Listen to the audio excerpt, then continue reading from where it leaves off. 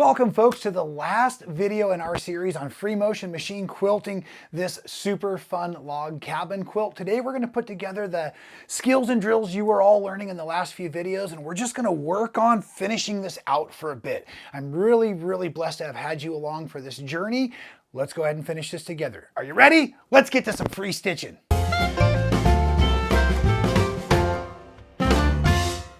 Well, welcome back everybody to another fantastic tutorial right here at Stitchin Heaven's YouTube channel. I am your host, highly caffeinated, but also the carefree quilter, Rob Appell. Super excited to have you all joining me. And yes, that's right. Today, folks, we're going to take the last few videos we've been working on, the skills and drills, things like the ice cream swirls or the straight line quilting or the basic swoops or triangles and whatnot, the wishbones. We're going to put them together, and you can see how I've now machine quilted the heck out of the easiest log cabin quilt ever. If you're new to the channel today, please make sure you subscribe, smash that like button. It really helps spread the word out there. And I will have links at the end of the video and in the description for the videos I'm talking about. But yes, I created this quilt using my new fabric line called New Worlds by Tex, and they're shadow blush and they're solids. So really a very fun basic quilt. You can see scrappy, wonky log cabin style, but I've really enjoyed everyone's reaction to the quilt. So we started machine quilting it using some really simple techniques, but like I like to do in my machine quilting is I just go wild. I'm kind of on the ride, living on the edge, we'll say.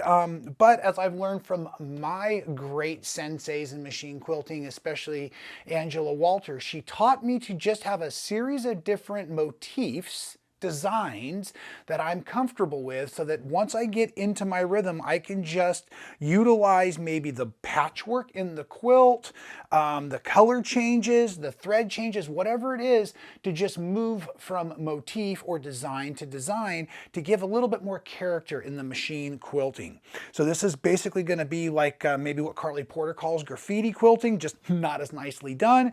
And what I want to do today for all of us is, if I can, and it's kind of challenging to talk and free motion machine quilt a real quilt while we're doing it, but I'm going to try to do my best to just sit here for maybe about 7 or 8 minutes and machine quilt what we have left on this quilt. Not much to do, and just talk about the way my brain is interpreting basically just being on the go.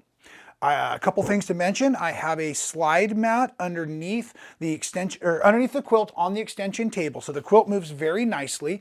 As we get ready to move, one of the things I can mention today as a new conversation is body mechanics. Being comfortable. Let's notice that I brought a chair onto the set. I've elevated my foot control, so while I sit and really quilt, it's going to be comfortable for me today, so that I'll be able to really focus on just the machine quilting and hopefully some good communication with all of you. So one of the things I like to do is I want to make sure that my quilt is constantly scrunched, fluffed up around the machine, right?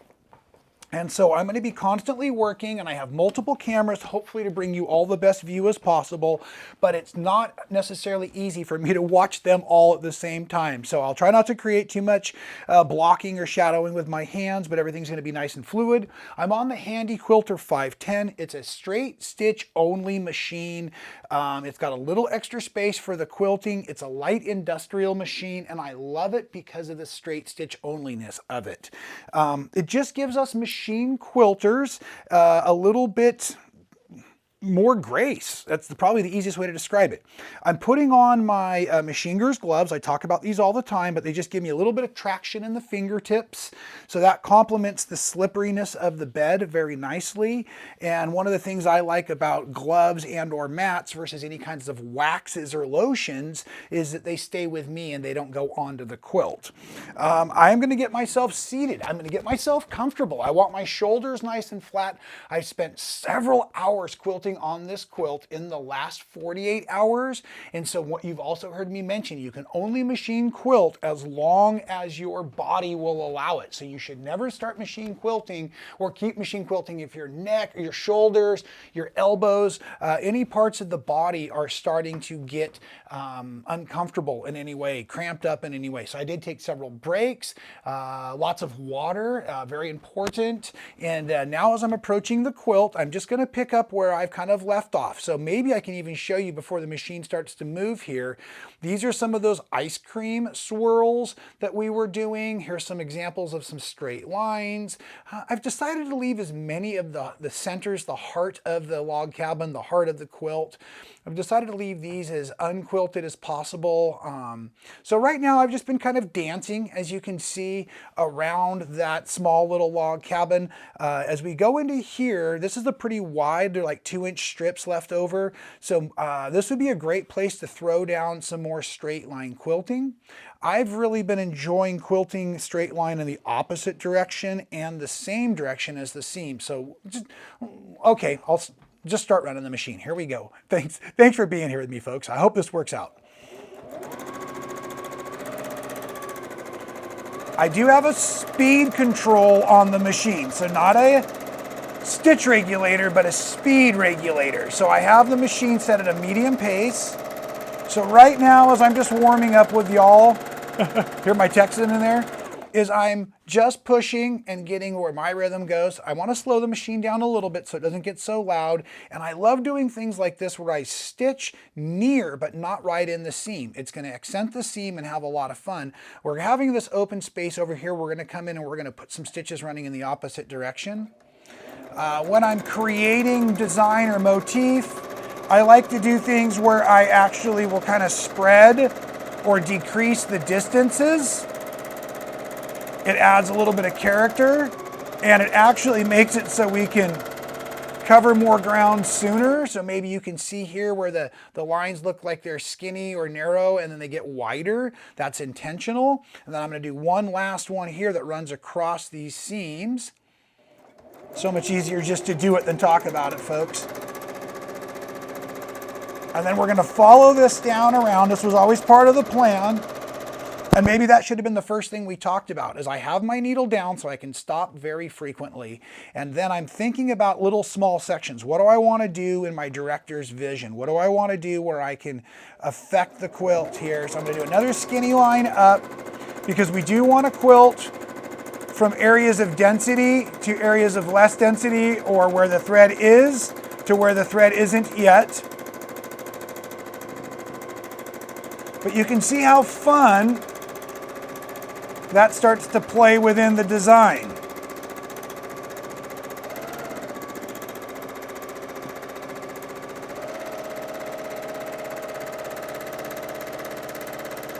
So we did a few videos on straight line quilting. We were trying to do some triangles, and folks, the best thing I can tell you I figured out about triangles, we're going to use this section here, is start with them like a zigzag. In the first video, I really did a terrible job on getting my triangles dialed in. So what I've learned as I've been playing with them, because I promised you what I would all improve, and folks, that's the one thing I can actually promise you. If you will simply spend a little bit of time at this every few days, you will get better. If you spend a lot of time, or until your body's tense, 4 or 5 days a week, and really focus on different designs and different drills, you'll get incredibly good at it very fast. I don't want to guarantee that, but I mean, come on, anything else that we practice over and over again, we can do nothing but improve, one would hope. Unfortunately, even that's our bad habits, right, folks? So look what we've won. I can fill in now the triangle motif. It's basically straight line, but in a triangle. And then I can do fun things where I can kind of go curvy into it or around it, back to like some swirl designs.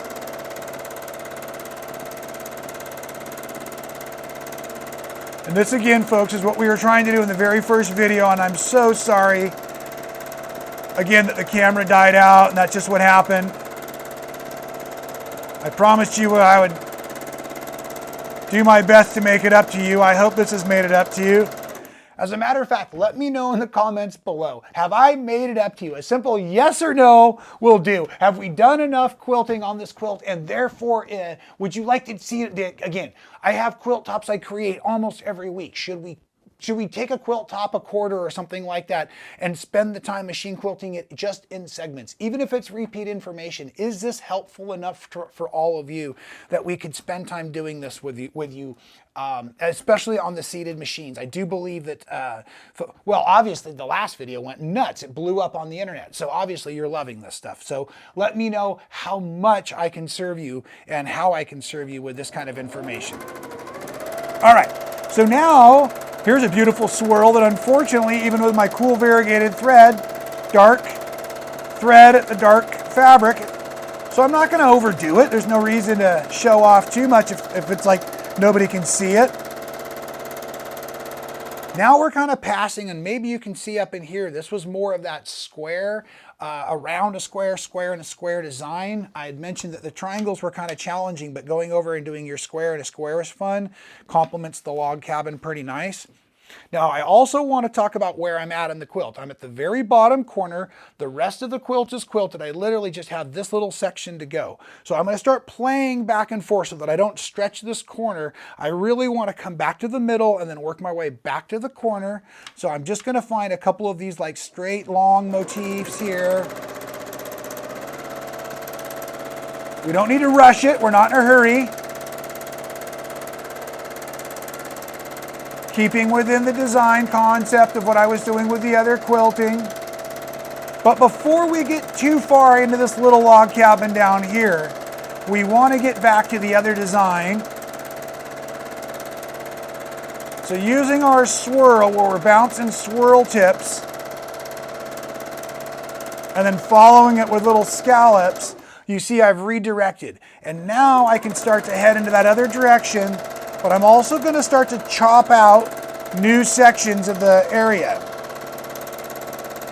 by doing big sections into them, starting from where the thread was up into where the thread isn't, and then there's those triangles again. And now I'm going to run these triangles as if I intended to, but that just happened, folks. That's what I mean. We're kind of creating mazes. We're just kind of on the fly here. We're working with the stitches we've already put down. As we get back over to this section, I just realized this is my least quilted section. I need to get all the way up into here so I can come back down this way without creating pucker. And I think that's going to be about the best thing I can teach through this video. So let's see if we can't work all the way up here before we sign off. But I'm just going to go ahead and follow these triangles that I originally put there intentionally, but I ran into them a second ago as I came backwards. Same with our straight line. Repositioning my hands so that I'm not creating pucker in the quilt by pulling on it. Now, I just did something I really wish I wouldn't have done, but this happens to all quilters. I'm not going to cut it out, but I did not wait for my needle to stop before I moved the quilt. And I don't know if you caught that, but there was a giant stitch. So I'm actually going to come over here and I'm going to rotate this needle up and look at this. There's a giant stitch over there. So I'm just going to come on back. This is not what you should do. You should not move your quilt is what you should not do when your needle's up like that. And I'm just going to account for it. And then I'm going to come in here, and what I'm really kind of doing is I'm tying off into that section, because I'm going to actually cut that stitch out in a minute, but I'm securing it by quilting over the top of it. So my father-in-law has always told me, I always have a purpose, even if it's serving as a bad example, the example of what not to do. Thanks, Papa. But here we go. Okay, back on course. Again, though, constantly getting the quilt to work with me. So I'm not fighting it. So I'm not fatiguing my body and I'm not torquing the quilt. Now we're going to come in here and we're going to pull off some fun swirls again, because there's some swirls off in this other direction. But I am going to run along the side of this blue fabric up to where I've got to get to where the quilting stitching is most deepest up in that canyon of fabric, we're going to call it. Sorry. Like I said, it's not easy to quilt and talk. My family wishes I would quilt more. Yeah, you know what I just said. Okay, I'm back up in this spot. And now real simple, I'm just going to create some easy loops. I like loops when I'm working between sections where I've already quilted, because it helps me not create one specific pucker by drawing in maybe straight lines and like a wave up smashing up against the wall. By doing little loops, it like disperses the quilting and the batting within the project and the quilt top, which is actually what's creating some of that pucker. So now I'm just creating loops that look like they did on the other side.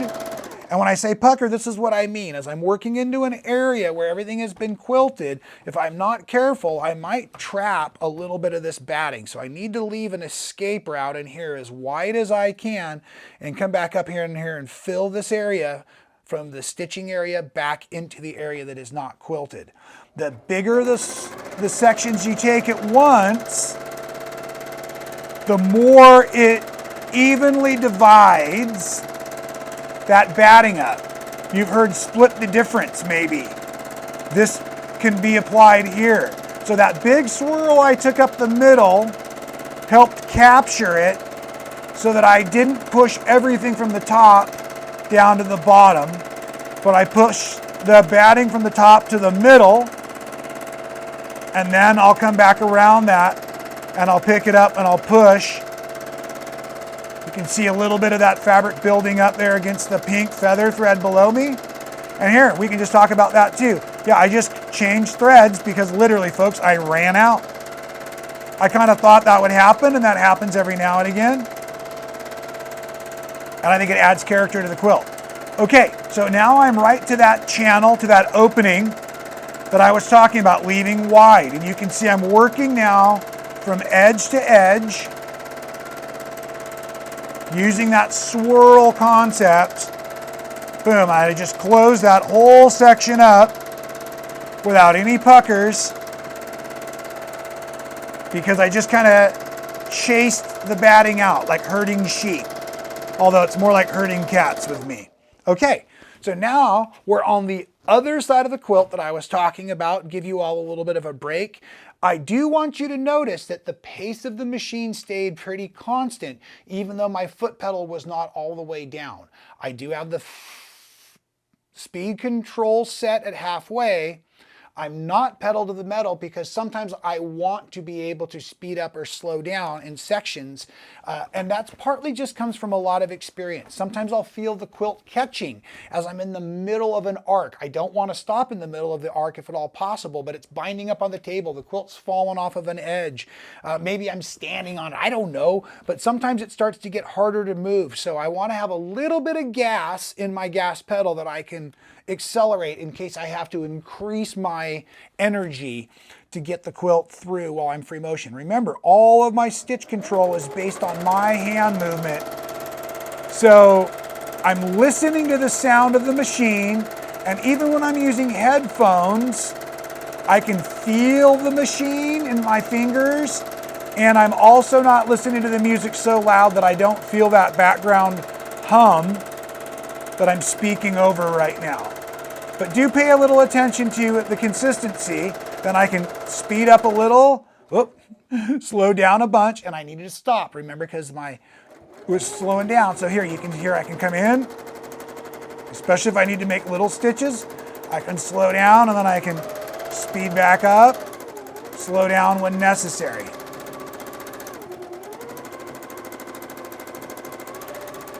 So that's another little trick. I'd like you to kind of practice a little bit while you're working on your samples.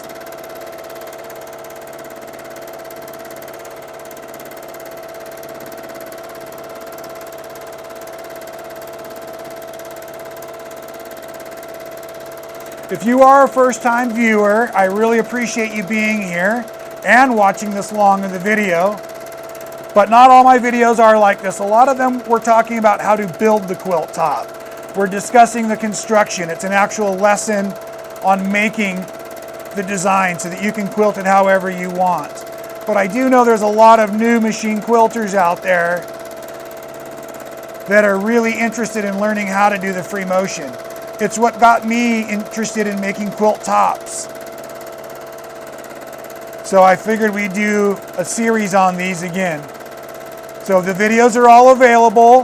Now that this is the final in the series, I'll make us a playlist.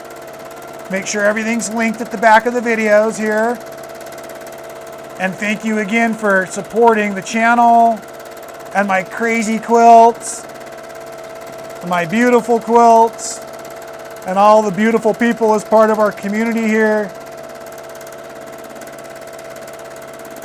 Now I don't want to stop. But you can see once I'm in a rhythm, doing what I always do, I really enjoy the process. I need to stop. I'm starting to feel a little tension because I'm moving too far out. I'm almost to the very, very ends of the project here. I'm just redirecting my hands and my shoulders. And now I'm going to work my way over to my left-hand side and start getting into the last border on the quilt, that outside section, tacking it down. Again, some long strokes away from the area I'm working to kind of like baste it. Oh yeah, maybe I should point out, you'll notice most of the pins are gone. There is one down here, but as I get closer to the edges and all that quilting, I was also creating a bit of a ripple. So I did go ahead and pull the safety pins. And I'll also point out right there, I just moved the entire project while the needle was not moving, right? So I was able to rotate the quilt now so that it's easier for me to see what I'm doing and move. So my needle was down.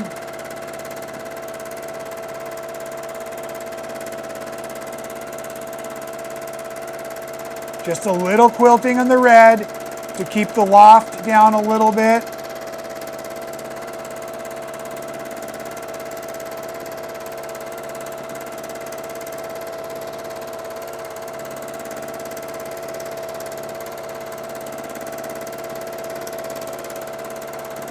Just a lot of repetitive motion, a lot of repetitive design. Get yourself in a groove.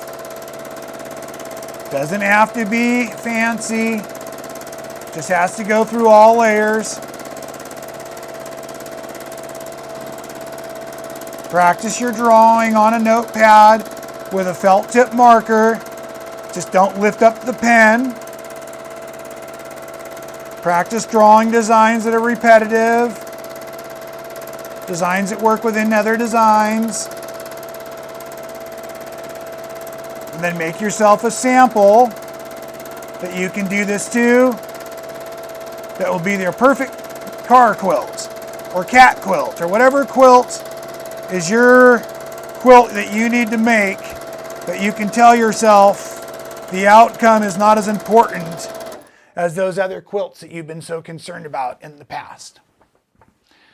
I can tell it's going to take me longer to quilt out this quilt than we have time in today's video. So I think I better sign off now.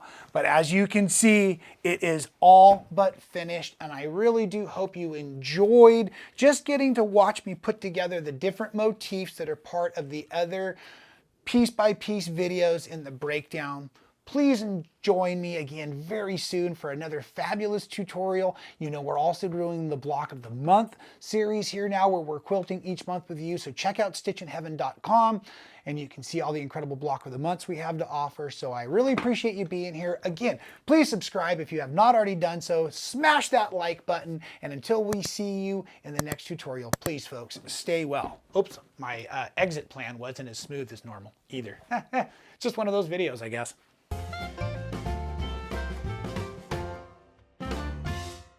Thank you so much for watching all the way to the end of the video. It really helps support our channel. If you haven't subscribed, do so now. Hit the little button to be notified every time we go live or do a new video for all of you. And here's one from the past I think you'll really enjoy.